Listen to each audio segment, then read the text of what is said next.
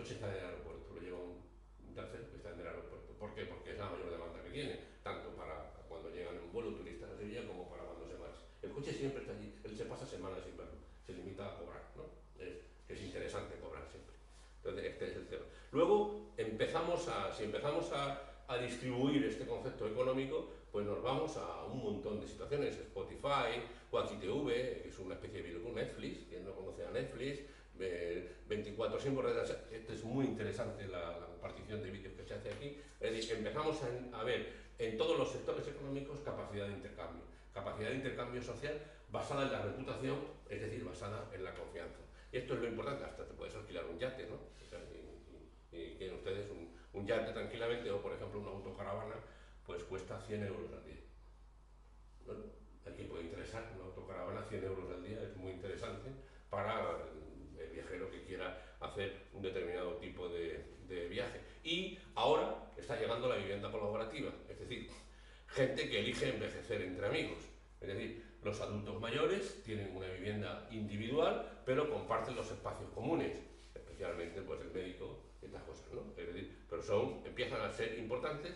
Incluso hay administraciones que lo están desarrollando, Francia e Inglaterra, por ejemplo. Es decir, donde es más rentable, donde hay mayor calidad de vida, donde pueden recibir, por supuesto, las visitas que sean, pero no es el concepto tradicional que tenemos. Es decir, lo que están haciendo gran parte de estas parejas es poner en movimiento su vivienda habitual, que suele ser una vivienda grande, hasta que los hijos se han marchado, es decir, poner en movimiento ese toque económico que tienen ahí para conseguir este elemento, es decir, 40, 50 parejas mayores que se dedican por la tarde a hacer excursiones. Esto también lo hacen mucho en la Costa del Sol, pues por ejemplo, jubilados británicos, suecos, alemanes, etcétera, ¿no? Es decir, el co-housing, que es como se llama, que es compartir casa, bueno, pues es automovido por iniciativa de grupo, diseñado por un enfoque intencional, autogestionado, no hay jerarquías, la economía es privada y las viviendas cuentan con todos los elementos que aseguran la independencia de los residentes y es un pequeño barrio o una comunidad de vecinas y vecinos, básicamente, ¿no? Este tema del co-housing es muy interesante. ¿Cuál es el problema actualmente? Pues que muy probablemente esa persona que tiene la casa grande estará pensando que es la herencia de sus hijos, ¿no? Y son sus hijos muchas veces que le tienen que decir: a mí no me dejes herencia. La herencia, o sea, utiliza tú al máximo tus bienes mientras puedas y disfruta, ¿no? Es decir, que ya las cosas ya pintarán bastos cuando tengan que pintar. Pero realmente hay muchas parejas mayores que sus hijos se marcharon que viven en 120 metros cuadrados, sin embargo no tienen los servicios necesarios cerca, ¿no? Y ese es el tema que estamos hablando del cohousing, ¿no? Por ejemplo, el mundo empresarial, ¿no? Ya ha empezado el trueque mediante crédito mutuo. Es decir, hay empresas, ya conocemos, que no tienen liquidez y si necesitan liquidez, los intereses bancarios, es decir, mantener esa deuda es muy caro para ellos. Sin embargo, a través de Trocobay tú puedes comprar pagando con tus propios servicios. Es decir, es un trueque ya de carácter empresarial y permitido por la ley. Es decir, que tú como empresa puedes ofrecer tu servicio a otra empresa y servicios que tú necesitas y te complementan. Esto se está desarrollando mucho ahora mismo en España, sobre todo en empresas donde participan personal que son autónomos, etcétera, y donde están contra caballo. O, por ejemplo, nolotiro.org. Deshazte fácilmente de lo que ya no usas. ¿Cuántas cosas tenemos en casa que ya no usamos? Probablemente hay otras personas que lo necesitan. Si vienes a buscarlo, te lo llevas. Así que claro, esa estantería que quité hace 3 años y que no la quito por pereza, alguien la va a usar, se la va a llevar. Es decir, que es esta. Si miran en nolotiro.org, busquen sobre todo en productos que han utilizado personas que ya han fallecido, sillas de ruedas, etcétera, que es muy interesante de ver el uso que se da, lo que cuentan, la historia de cada uno. Y sobre todo en Trocobay, si ven esta página web, lo que van a ver es un afán de emprendedores de no tirar la toalla, ¿no? Y me parece muy elogioso que sean capaces de buscar una fórmula que es: no hay movimiento económico, sino lo que hacemos es intercambiar servicios, ¿no? Luego están los grupos de consumo. Quizá alguno de ustedes participan en algún grupo de consumo, ¿no? Productos locales y ciudadanos que crean circuitos, y que mueven 1/3 de los alimentos ecológicos ya en España, ¿no? Aquí en Sevilla hay varios. Cada vez tienen mayor rentabilidad, cada vez se obtiene con ellos es decir, me refiero a diferencias con el mercado tradicional, son productos de primerísima calidad, de tu entorno más cercano y tienen un precio bastante razonable. Y hay incluso gente que los sábados por la mañana se va para allá y promueve la venta, es decir, se establece un círculo social mucho más amplio que el estrictamente de comprar las hortalizas, las verduras o lo que sea, ¿no? Hay varios grupos aquí en Sevilla y ahí sí te mueve un tercio de los alimentos ecológicos de España. Estos grupos de consumo son muy interesantes porque son la puerta para muchas otras cosas, ¿no? Por ejemplo, aquí está la colmena, ¿no? Conecta con tus vecinos para comprar productos de calidad directamente a los productores y artesanos locales. Esto tiene una lectura política obvia, ¿no? Esto es evidente, ¿no? O sea, que no nos engañemos, es decir, aquí hay una cultura subyacente de política social muy amplia que, digamos, no será bien recibida por algunos otros por algunos otros productores. Es decir, lo que realmente ya no, pero durante muchos años hemos estado comiendo kiwis que eran del otro lado del planeta, de nuestra antigua, de Nueva Zelanda. Es decir, ¿hasta qué punto es lógico que aquí nos tomemos un kiwi? ¿Cuánto ha costado traer ese kiwi? Es decir, ¿qué costo tiene realmente de transporte traer aquí un kiwi para que nos lo comamos y decimos qué rico está y qué alimenticio es? ¿No? Este es un poquito... Porque venían de Nueva Zelanda, ¿no? Es así, ¿no? Entonces, llegamos a la madre del cordero, que es el Bitcoin, la moneda virtual. Porque hablamos de confianza, hablamos de todo, pero llega un momento en que tenemos que hablar de pagar. Es decir, de mi cuenta corriente, de lo que yo más quiero, que es mi capacidad económica de respuesta ante lo que yo quiero. Entonces, ahora mismo está el Bitcoin, aquí pueden ver ustedes, lo digo para los tal, esto es enero de 2017, no estamos hablando de hace un año. Este era el valor que tenía el Bitcoin en enero del 17 y este es el valor que llegó a tener de $20.000 en diciembre. Ahora baja un poquito, está aquí y sigue bajando. Sigue bajando y muy probablemente se sitúe en los 10.000 y aquí se va a quedar. Este es el valor del Bitcoin. Es decir, que está bastante bien el nivel de rentabilidad. Ya quisiera yo una rentabilidad así para algunos de mis productos del banco. Haber invertido en enero 10, con lo cual aquí tendríamos, ustedes se imaginan, ¿no? Este es el tema, esto está sacado del diario El Mundo de antes de ayer, ¿no? El Bitcoin en el último año. Realmente es interesante, pero es que, ¿qué es el Bitcoin? ¿Estamos capaces, estamos psicológicamente preparados para manejar el Bitcoin? Ese es el drama. Yo creo que no. Yo no, quiero decir, yo estoy haciendo una autorregia. Claro, es que no hay banco. No hay banco. Hay banco que te ayuda, pero no hay banco que tiene tu dinero. ¿De dónde está mi dinero? Dice, tu dinero está... ¿Cómo que dónde está mi dinero? Y si yo quiero mi dinero, tu dinero está... ¿No? Entonces, es una cuestión de confianza, de reputación. Vuelvo al mismo concepto que he planteado desde el principio. Si llegamos a tener reputación y confianza, es así. Esto es lo que está ocurriendo. Es decir, está claro que el expedidor del Bitcoin y el destinatario pasa por la cadena de bloques, que es el blockchain, del que ahora hablaremos también, que es, digamos, la clave pública y la clave privada. Es decir, usted como usuario tiene una clave privada y el Bitcoin navega con una clave pública. Cuando el Bitcoin llega a su destinatario, te dice, dime tu clave privada. Y al coincidir, entonces se produce la transacción. Pero es que en este camino hay millones de sitios que confirman que la transacción es buena. Es decir, hay un nivel de confianza enorme que es así. Hay un problema con el Bitcoin. Orlando debe tenerlo muy en cuenta, que es que aumenta exponencialmente el consumo eléctrico. Precisamente, por ejemplo, el consumo de energía para el desarrollo del Bitcoin, que es pero estoy seguro que ya habrá alguien que buscará una solución para eso, ¿no? Ustedes saben que Kennedy, el abuelo de los Kennedy, hizo su fortuna en Texas porque compró todos aquellos terrenos donde el petróleo estaba a más de 100 metros, porque él dijo, alguien va a encontrar una perforadora que llegue a los 100 metros. Compró todo y efectivamente la técnica llegó, entonces tenía los mayores pozos de petróleo que nadie quería porque todo el mundo estaba explotando los pozos que estaban a 50, 40 metros. Pero él dijo, su visión fue decir, seguro que algún ingeniero me va a sacar a mí de este atropello y ahí empezó todo con los Kennedy, con lo que han sido, ¿no? Es decir, mientras tanto, el abuelo de los Kennedy iba con una carroza con nitroglicerina. En cualquier bache podía haber estallado, o sea que podíamos haber perdido toda la saga de los Kennedy, pero tuvo suerte. Pero fue transportando nitroglicerina por baches y la nitroglicerina es muy volumen. Tuvo suerte, y después compró los campos petrolíferos con la nitroglicerina, con lo que había sacado de la nitroglicerina, ¿no? Es decir, que todo el mundo es emprendedor, pero ha tenido sus riesgos, ¿no? Este es el Bitcoin, que es esta moneda virtual que realmente funciona.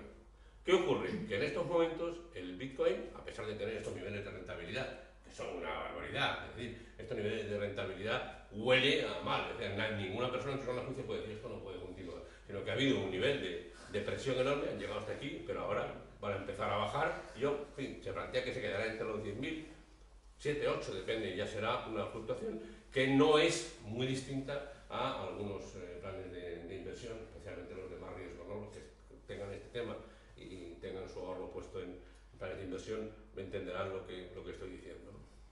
Entonces, ¿qué ocurre? Pues que ya Suecia, esta noticia es de hoy, Suecia será el primer país en introducir su propia criptomoneda, que se llamará el krona, ¿no? Y que ya hay un estado sueco, esto, reputación y confianza. ¿Ustedes ya se fiarían de los suecos? Esta es la cuestión. ¿Nos fiamos de los suecos que tienen una moneda que se llama el krona? Esta es la cuestión, volvemos, reputación, confianza. Yo entiendo que sí. ¿Se fiarían ustedes del bolívar que va a sacar el señor Maduro, que ha dicho que va a sacar su propia criptomoneda del bolívar, no sé qué nombre le ha puesto, no lo sé? Pues probablemente no, pero es que los suecos lo están haciendo, es así. ¿Qué ocurre? Que vamos hacia el blockchain, es decir, el blockchain, la cadena de cambio, es tan importante que, por ejemplo, es capaz de saltar cualquier obstáculo que haya, para intercambiar bases de datos. Por eso esto es información sanitaria. Los datos sanitarios de todo el mundo podrían estar a disposición de cualquiera en tiempo real, para bien o para mal. Esa es otra cuestión de la que vamos a hablar ahora, porque hay aquí una parte de negativo. Pero es decir, el blockchain, sobre lo que se basa el Bitcoin, es decir, todo este proceso es el blockchain, todo este elemento, es en realidad una descentralización donde no hay poder, donde el Banco Central Europeo y la Reserva Federal Americana no marcan las pautas.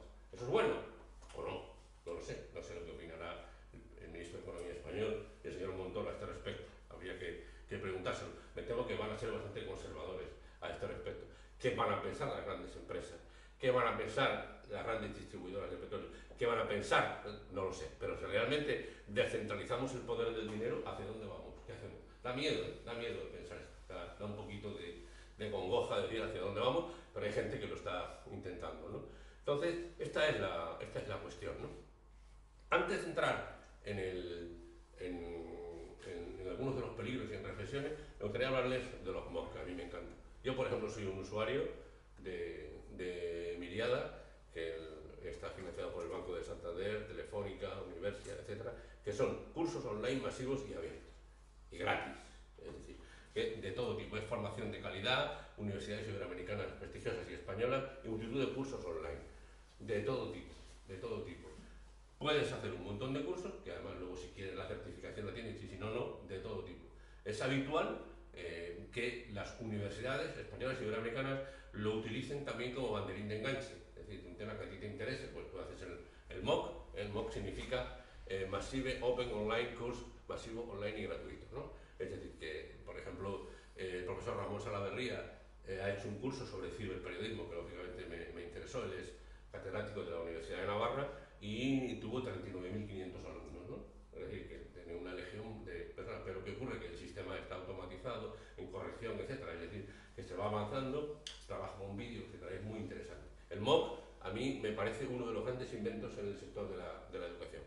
Por ejemplo, recientemente he hecho uno sobre Velázquez, la pintura de Velázquez. Yo no sabía que había hecho tantas cosas distintas como las que habitualmente todos tenemos en la cabeza con Velázquez. Tenemos 10, 12, 14 cuadros, pero dónde vivió, qué hizo, quién le influyó, las etapas de su vida. Me ha parecido muy interesante, sobre todo además lo haces cuando quieres y cómo vas. He hecho otro, de periodismo he hecho varios, he hecho normal porque es mi sector, pero recientemente hice uno también sobre filosofía clásica, ¿no? También gente que te explicaba el tema, muy interesante. Es decir, que si te lo tomas como algo para ir aprendiendo y descubres cosas muy interesantes y sobre todo gente muy interesante. Y no olvidemos que cuando entras aquí, entras a formar parte de un foro de alumnos y en ese foro se producen debates muy interesantes. Si tú acudes a él, encuentras gente muy interesante que hace consultas, es decir, es un trabajo muy grande. Por eso quería traerlo, porque me parece que la educación está también en este proceso. Por cierto, si están interesados en la economía colaborativa, esta entidad, que se llama WISER, que es española, tiene un MOOC sobre economía colaborativa fantástico, gratis, etcétera. Si buscan ustedes WISER o WIS, lo van a ver. Esta es la presencia esta es la captura del tema. A mí lo he hecho también, me ha gustado mucho. Y son maneras que tienes de avanzar y de cultivarte. Bueno, ¿y qué me dicen de la Wikipedia, ¿no? Es decir, la Wikipedia, sí, la cantidad de pasos por lo que se hace. Es decir, la Wikipedia es conocimiento compartido. La Wikipedia tiene editores y está, a todos nos sorprende, siempre lo decimos, ¿no? Ya es casi un deporte. Cuando muere alguien, se anuncia, ha fallecido tal persona, vas a la Wikipedia y ya está puesta la fecha de fallecimiento, ¿no? Que rápidos son, no han dejado nada. La Wikipedia es un magnífico ejemplo de conocimiento compartido, un magnífico ejemplo interesante, ¿no? Y esto es una impresora en 3D. Las impresoras en 3D son una auténtica revolución. En Estados Unidos son comparables la capacidad y el empuje que están teniendo los emprendedores con este tema, comparable a Microsoft y a Apple. Es decir, el siguiente señor que saldrá a explicar será un señor que ha desarrollado este tipo de impresoras 3D. Las impresoras 3D parecen de juguete, pero la impresora 3D nos imprimirá la pieza del coche, que esta que te dicen que hay que pedirla a Alemania y que tarda 15 días. Esa pieza del coche la tendrá, el dentista hará la dentadura que tenemos, sacaremos el tornillo ese que nos hace falta, tal, iremos al ordenador, diremos cuál es el tornillo que hace falta para encajar esta puerta, imprímelo, ya lo tienes el tornillo. Es decir, es altamente revolucionario. La impresión en 3D, para bien y para mal, hablaremos de eso también. Pero este es un invitado en la economía colaborativa. ¿Por qué? Porque todos los patrones que están aquí están en Internet. Es decir, yo quiero hacer una silla de tal, y la imprimes, la silla. Es más, es curioso que cuando compras una impresora de estas de 3D, no viene entera, te viene la mitad de las piezas con el ajuste innecesario porque las otras las imprime, ya con la propia impresora. Y ahora va usted a imprimirse las piezas que le quedan, sale más barato, y entonces vas imprimiendo las piezas hasta que la terminas, ¿no? Y además sirve de aprendizaje, está muy bien pensado, ¿no? O sea, básicamente llega al 60% de las piezas, fíjate ¿dónde están? Que coño, imprímelas. Están aquí porque son archivos, como un Word, como un PDF, o como cualquiera, ¿no? Interesante, y ahora verán también por qué lo he traído. Es decir, todos conocemos el copyright. Nos han dicho, esto tiene derechos, copyright. Tengo mis derechos. Por ejemplo, los libros, ¿no? Pero están las licencias Creative Commons, que son adaptables de acuerdo a los criterios. La licencia Creative Commons implica que yo desarrollo un conocimiento y le pongo una licencia Creative Commons para que otra persona se beneficie de ese conocimiento. Pero no puede rentabilizarla económicamente, como yo no la estoy rentabilizando. Tú tienes que respetar la licencia Creative Commons que yo te he puesto. Una foto, por ejemplo. Hay millones de fotos en Internet con licencia Creative Commons. Tú no puedes abrir Internet y coger la primera foto que quieras, sino que tienes que buscar una foto que tenga licencia Creative Commons, que es permiso explícito del propietario para que se comparta, por ejemplo, citando su nombre. Foto de tal, y la puedes utilizar. Este es el tema. Es decir, que el copyright frente al Creative Commons, el acceso abierto a la obra, el acceso abierto a todo lo que se hace. Hemos hablado antes de Linux, etc. Es todo lo que estamos hablando del conocimiento abierto, ¿no? Y, por ejemplo, tenemos el coworking. ¿Qué es el coworking? En Sevilla hay varias áreas de coworking. El coworking es un sitio donde tú vas a trabajar, donde tienes tu mesa, pero que es que a tu lado hay 40 emprendedores más, donde muy probablemente vas a encontrar al que necesitas. Entonces, lo que es teóricamente exclusivamente un sitio para trabajar, donde yo pago por una serie de servicios, una mesa, un sitio para cargar mis baterías, el internet y el café, pues me lo invento, pues de repente acaba siendo un sitio donde se producen continuamente elementos de encuentro para seguir adelante. Un emprendedor necesita un diseñador gráfico, un desarrollador web, etcétera, un emprendedor que necesita hacer una medición, etcétera. El espacio de coworking de Sevilla, que está en la calle Rioja, es un sitio muy interesante de conocer. Cuesta 15 euros diarios, tampoco, o sea, merece la pena irse un día allí y sentarse a mirar, ¿no? lo que hacen, ¿no? Es realmente interesante. Los espacios de coworking funcionan en todo el mundo. están muy abiertos. Incluso en Estados Unidos los Starbucks son espacios de coworking. Los Starbucks, que la gente se sienta, hay 15 jóvenes ahí, están todos en contacto y están haciendo un trabajo, el que sea, ¿no? La universidad, por ejemplo, lo funciona mucho. Por ejemplo, aparte del coworking está el crowdfunding, que es aportar. Por ejemplo, a mí me gusta mucho libros.com. Libros.com es donde un autor quiere publicar su libro y libros.com lo pone en crowdfunding. Yo, por ejemplo, participo en el crowdfunding de mi sector, es decir, del periodismo. Cuando alguien plantea un libro de temas periodísticos, por ejemplo, Albert Camus, recientemente periodista, ha hecho un profesor de Madrid, entonces yo lo que hago es adelantar el precio del libro al crowdfunding. Es decir, necesitamos 1000 personas que den los 18 euros que cuesta el libro. Entonces, yo lo adelanto y cuando se confirma el crowdfunding, a mí me mandan el libro. Es decir, es una manera que tú tienes de ayudar al creador a que haga su libro, porque si no llega a los 1000, no lo tiene, ¿no? Este es un poco el elemento, ¿no? Y luego les recomiendo, que la conoce muy poca gente, la Biblioteca Digital de Andalucía. Pónganlo así en Google. La Biblioteca Digital de Andalucía es préstamo de libros. Préstamo de libros de vanguardia, es decir, no están todos los libros que aparecen, pero hay muchísimos, ¿no? El Biblio Andalucía se llama, que está muy bien y te permite, puedes o bien utilizarlo, leerlo en el propio ordenador o descargarte una aplicación para tú que leas los libros y no tienes que preocuparte de nada. Dice, te lo damos prestado como en cualquier biblioteca por 20 días y a los 20 días desaparece. Es decir, o renuevas el préstamo como hacemos en cualquier biblioteca física cuando vamos allá, ¿no? Y les recomiendo que lo hagan y me parece un elemento de compartición de cultura enorme porque hay verdaderas maravillas en estas bibliotecas, ¿no? Como ven, son muchos ejemplos que les estoy poniendo. A mí me interesa mucho que hablemos del crowdfunding porque hay varios elementos. Uno, a cambio de mi dinero me dan una recompensa. Esto es lo que yo les he dicho. Es decir, yo aporto los 18 euros del libro de Albert Camus, periodista, y al cabo de un tiempo me lo mandan. Si aporto 36 euros, me mandan 2 libros y además aparezco en un listado de benefactor. Si aporto 72 euros, además me mandan esto es como todo, ¿no? Se hizo, por ejemplo, un libro sobre Chávez Nogales, el periodista sevillano, el hombre que estaba allí, que se hizo en crowdfunding, ¿no?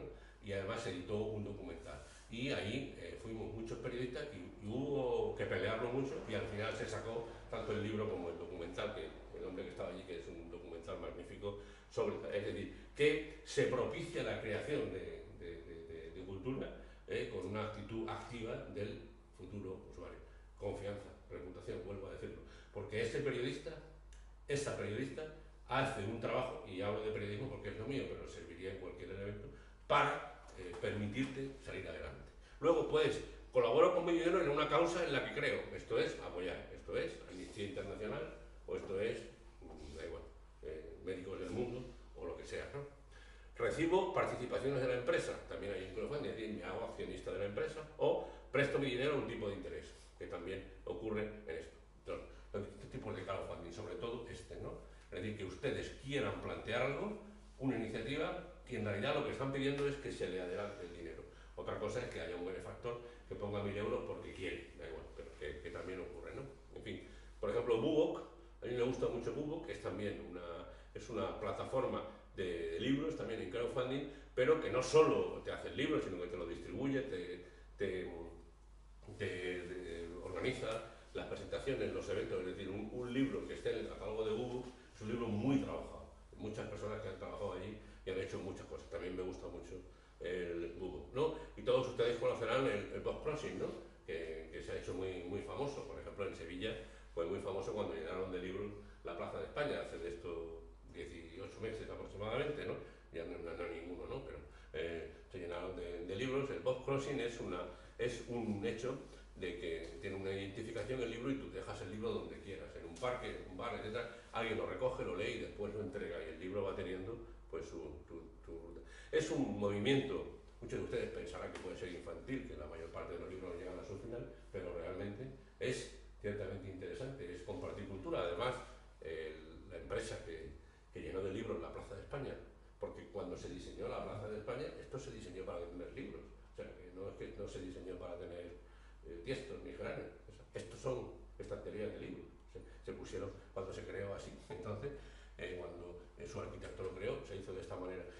quien puso los libros en realidad fue una distribuidora que tenía el almacén atestado y necesitaba liquidez, o sea que todo tiene también su explicación, ¿no? Y bueno, pues lo sacó ahí, tuvo una rentabilidad publicitaria, porque todos los medios nos dedicamos a decir que esa empresa lo había hecho, le sacó hasta dinero, publicitariamente hablando, el hecho de hacerlo. Pero aquí está, ¿no? Y pueden que ustedes vayan un día por cualquier sitio y se encuentren un libro con esta identidad, con una identidad que aparecerá aquí, pues ustedes pueden ponerlo y después ponme en libertad, quiere decir que suéltalo. Igualmente pueden utilizar cualquiera de los libros que tengan en casa, siempre hay gente dispuesta a recibirlo y se mueve, ¿no? No hace mucho, por ejemplo, estuve en la biblioteca pública de Dos Hermanas y allí los libros que salen los tienen puestos en una mesa, todos a €1, ¿no? Da igual el libro que sea, en realidad es también aportar un poquito al desarrollo de esa biblioteca. Y encontré verdaderos libros que yo hacía tiempo que no veía y me parecieron realmente atractivos, me recordaron otros tiempos, ¿no? Algunos de cuando yo estudiaba, y de hecho me compré 6 libros, ¿no? Salí allí con 6 libros, la gente que me mirara diría, te has gastado 6 euros, entonces, en fin, este es el book crossing, ¿no? Bien, el banco de tiempo. ¿Qué es un banco de tiempo? Esto también es muy interesante porque la tendencia va a más. Es un sistema alternativo de intercambio de servicios y favores. Cada intercambio se transforma en una transacción de tiempo acordado entre las personas. Es decir, es una transacción de tiempo. Aquí este es un ejemplo, dice, sé trucos de maquillaje y quiero que me arreglen el enchufe. Necesito que cuiden a mi hijo y sé arreglar el enchufe. Necesito maquillarme y me encanta cuidar niños, ¿no? Es decir, son 3 necesidades que tienen aquí creadas y que tal. Entonces, el banco de tiempo lo que hace es convertir en transacción no económica esto, ¿no? Esto cada vez se da más. No solo por necesidad, sino por virtud. Por ejemplo, en el estudio de idiomas, ¿no? Yo te doy alemán y tú me das español, tú me das, etc. Con permiso de los profesores de idiomas. Tienes una serie de reservas y capacidades que no encuentras de otra manera, ¿no? Pero, si quieren, empezamos a hablar de problemas. Por ejemplo, Siki, que es un visionario, es canadiense, plantea la situación en que estamos en este momento. Porque el cambio tiene 5 fases. Llega la tecnología o técnica a la sociedad, ya ha llegado. Tenemos aquí una serie de herramientas que se están moviendo. Ya nos gustará o no Cabify, pero está ahí. Y está planteando un reto al sector del taxi tradicional. Esto es así. Es decir, la tecnología ha llegado. Y la gente la está usando. La adopción social de esta tecnología. Esta fase también está ocurriendo. Es decir, ya tenemos un presente donde, he puesto el ejemplo de Cabify, el que sea, está llegando. Y el sector tradicional tiene que darse cuenta de que está ahí. La reacción reglamentaria de las viejas estructuras para prohibirlo, debilitarlo. La asociación del taxi, solo ellos pueden coger a clientes en el aeropuerto. Hasta ahí podríamos llegar. Llevamos 40 años haciéndolo. Entonces, ahora ¿por qué van a venir otros? Si soy yo el único que puede coger viajeros en el aeropuerto de Sevilla, al precio que yo quiera. Este es un poco el debate que hay con Cabify. Han ardido coches, como ustedes saben, en la feria de Sevilla última, en Castilblanco Los Arroyos, creo que fueron 11 coches los que ardieron, ¿no? No ha habido detenciones todavía concretas, aunque prácticamente se sabe quiénes fueron. Es decir, que es un debate, es decir, una reacción de las estructuras para prohibirlo o debilitarlo. No hace mucho el señor Montoro estaba muy preocupado por el crowdfunding, por ejemplo, porque pensaba que ahí podía haber un desvío de dinero legítimo, ¿no? Principalmente en términos de IVA, ¿no? Luego, existe la desobediencia civil de una sociedad que necesita el cambio. Es decir, hay una respuesta a esta reacción reglamentaria. En este momento estamos, y finalmente lo que ocurre es el acuerdo negociado entre las partes implicadas. Que esto es a lo que vamos a llegar. Le guste o no le guste a los taxistas. A alza. Este es mi planteamiento, perdón. Alguien dirá, es decir, ¿por qué las estructuras construidas hace 40 años tienen que ser las vigentes? Porque no evolucionan, esta es la cuestión, ¿no? Y este es el elemento. Entonces, siempre plantea que se produce este elemento una y otra vez, una y otra vez. Y si ustedes buscan cualquier ejemplo de muchos elementos, también han ocurrido en el pasado historias de este tipo, por eso es así. Bueno, pues hablemos si quieren, de algunos problemas o algunas cosas, ¿no? De algunas reflexiones que van más allá, sobre todo, por ejemplo, pensando en la gente más joven que tenemos aquí, ¿no? Es decir, estamos hablando de que nuestros padres y abuelos tenían un trabajo para toda la vida. Es evidente que las generaciones actuales pueden tener 7 trabajos distintos a lo largo de su vida. Y los niños y adolescentes actuales tendrán que tener 7 trabajos a la vez. Es la diferencia. Esto es lo que se plantea en el futuro. ¿Cómo se pueden tener 7 trabajos a la vez? Se puede, no los 7 trabajos que tenemos concebidos ahora, de un tiempo y un espacio dedicado a unas horas diarias, porque bueno, son 4 horas al día, son 7 por 4, 28, ya me 4 de débito y no duermo, ¿no? Como decía aquel, cada vez me levanto más tarde y me despierto más, cada vez me levanto más temprano y me acuesto más tarde, un día me voy a encontrar conmigo mismo en el pasillo, decía, ¿no? Porque, por la vida que llevaba, ¿no? Es así, ¿no? O le decía, tengo 28 horas de trabajo, y dice, ¿qué vas a hacer? Y dice, pues levantarme 4 horas antes del amanecer, no me queda otra, ¿no? Es decir, pero en realidad, ¿por qué se dice que tendrán que bregar con 7 trabajos a la vez? Porque estos trabajos simultáneos son múltiples fuentes de ingresos y es aquí donde la economía colaborativa entra. Es decir, esta diversidad de fuentes de ingresos es porque el ciudadano deja de ser solo consumidor y pasa a ser también productor. Es decir, que un ingreso es compartir mi coche, que un ingreso es estar en un banco de trabajo, que un ingreso es tener financiación de terceros mediante un crowdfunding o lo que sea. Y en este sentido hablamos de 7 trabajos, es decir, de 7 visiones de tu escenario personal para obtener una vida normal. Insisto, no estoy diciendo que esto sea bueno o malo, yo no quiero ni pensarlo. Es decir, yo creo que no me va a tocar eso, pero probablemente a mis hijos sí, y hay que estar preparados para ello. Es decir, cómo, hacia dónde vamos en este aspecto. Y aquí pues empezamos a hablar de elementos negativos, ¿no? Por ejemplo, esta es una ametralladora hecha con una impresora 3D. Te bajas los planos y haces una pistola de este tipo. Así de claro. ¿Qué pasará el día que haya la primera víctima mortal fruto de un atraco hecho con un... o utilizada en un avión porque es de sustancia plástica? Puede ocurrir, es decir, y además los planos de este arma están en internet. Es más, hay una organización norteamericana paralela a todas las que conocemos, a la que dicen que es un derecho, que se atenta contra las enmiendas, principalmente contra la primera enmienda de los Estados Unidos, el de yo sí me quiero imprimir un arma, me la imprimo. ¿Qué problema tiene? Estás coartando mi libertad. Pero este es un debate muy interesante, porque las impresoras van a imprimir todo, incluido este arma. O, por ejemplo, algo mucho más grave, tu propia bacteria genéticamente alterada. Un investigador de la NASA ha creado un kit básico, cualquiera puede alterar el ADN de una bacteria. En Alemania ya se ha prohibido. Esto es real.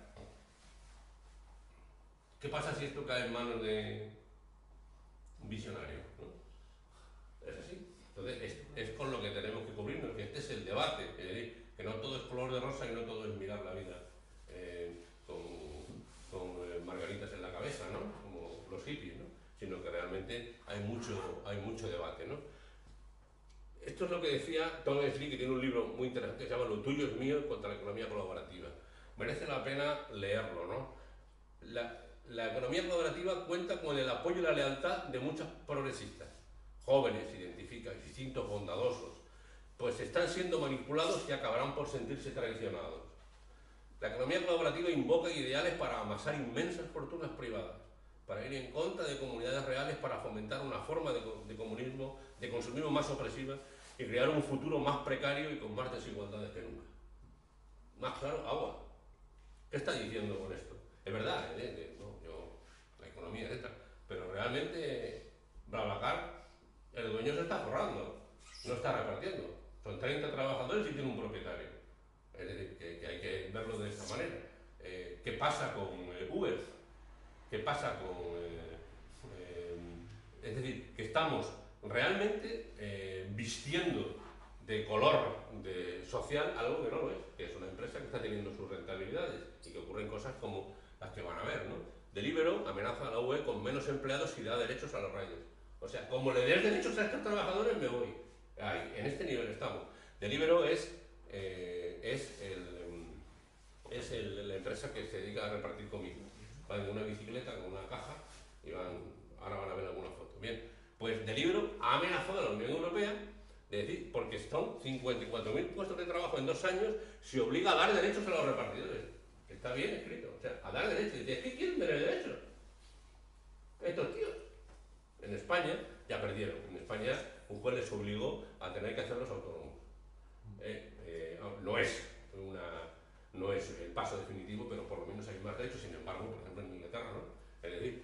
Entonces, ¿qué pasa? Que tenemos Cabify, Airbnb, ya no son colectivos. Alguien se lucra y además estamos precarizando los puestos de trabajo. Esto está claro. Es decir, el conductor de Cabify es alguien con la misma capacidad de respuesta ante la vida de un taxista que paga sus impuestos, que es autónomo, etc. Pues probablemente no. Es algo que hay que entender, ¿no? Sobre todo, ¿cuánto encierra de dinero negro todo esto? ¿Cuánto dinero está oscureciendo todo esto? ¿Cuánto está evadiéndose del erario público? Y el erario público somos todos.